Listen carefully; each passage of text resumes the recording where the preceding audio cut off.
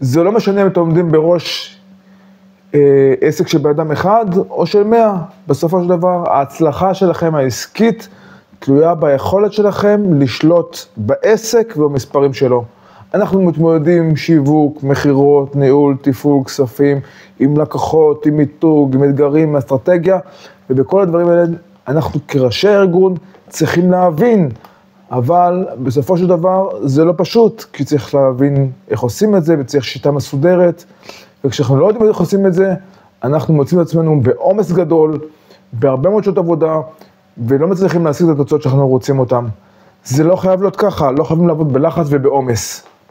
במהלך 18 שנים האחרונות ליוויתי יותר מ1,000 ארגונים ועסקים עם שיטה שפיתחתי, שקודם כל תאפשר לכם לשלוט בצורה מינימליסטית בכל העסק. לא צריך להבין בכל דבר, אבל צריך לדעת איך לתמרן בתוכו. הדבר השני זה בעצם לאפשר לכם לשלוט בעסק מרחוק, ולא חייבים להיות מעורבים כל יום בשוטף. איך עושים את זה? אתם מוזמנים לשיחת טלפון ואפילו פגישה אישית איתי, להסביר לכם איך אנחנו עושים את זה בחברות אחרות, בארגונים אחרים, כדי שלכם יהיה יותר קל להתנהל ביום יום.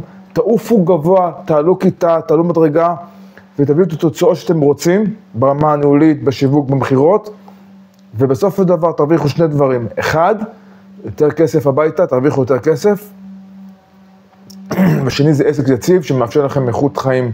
אז בואו תשאירו פרטים ונדבר על זה.